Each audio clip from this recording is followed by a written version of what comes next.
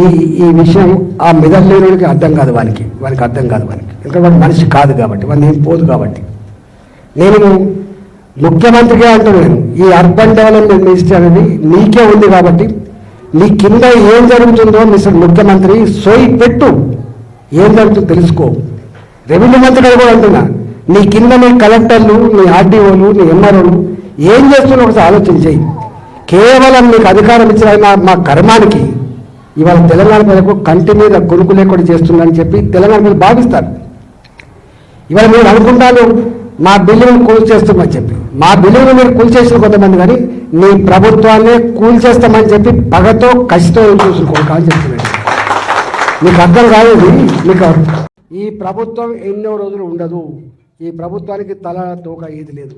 తుగులకు ఎప్పుడో మన చరిత్రలో తుగులకు అని చదువుకున్నాం, ఈ ముఖ్యమంత్రి అంటే తుగులకు. బీజేపీలో ఏదో ఎక్స్పెక్టేషన్స్ చాలా ఉన్నట్టున్నాయి. ఈయనకి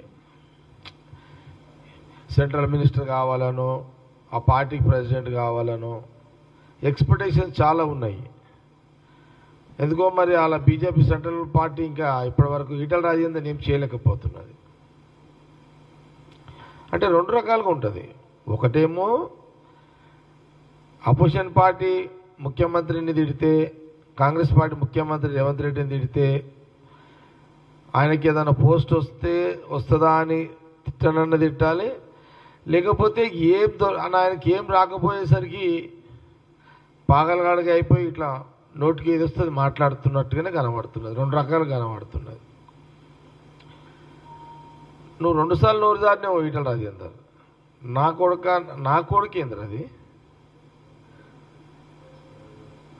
అది, ఏం మాటలు అవి? ఇప్పుడు నేను అదే జగ్గారెడ్డిగా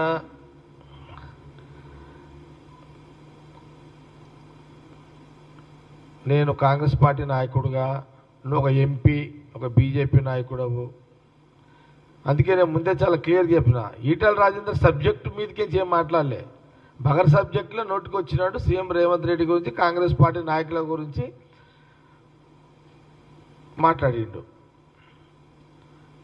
నేను అదే అంటున్నా, నా కొడుకు అది ఏం మాటలు ఈటల రాజేందర్? నేను ఎందుకు అంటున్నా ఏం మాట్లాడరా అని ఎందుకు అంటున్నా? నువ్వు కూడా స్లిప్ అయి నువ్వు కూడా నోరు జారేసినావు.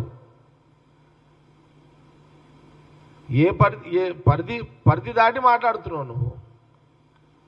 ఒక సీనియర్ నాయకుడు లెక్కల లేవు, ఎంపీ లెక్కల లేవు. నువ్వు మాట్లాడిన దానికే అందుకే అన్నా, నువ్వు తిట్లు మాట్లాడాను, నేను కూడా తిట్లే మాట్లాడుతున్నా మీడియా ద్వారా. ఈ 2-3 రోజులు యుద్ధంలో ఉన్నది కాబట్టి కొంత ఎలక్ట్రానిక్ మీడియా రాలేదు, కానీ సోషల్ మీడియా తిరుగుతుంది కాబట్టి నేను మాట్లాడాల్సి వస్తుంది. అక్కడక్కడ మీడియాలో వచ్చింది.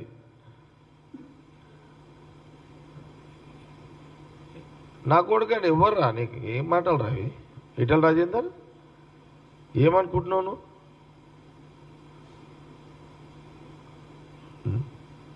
నువ్వు జరిగినవరా అని మేము అనలేమా? నువ్వు జరిగినవరా అని మేము అనలేమా?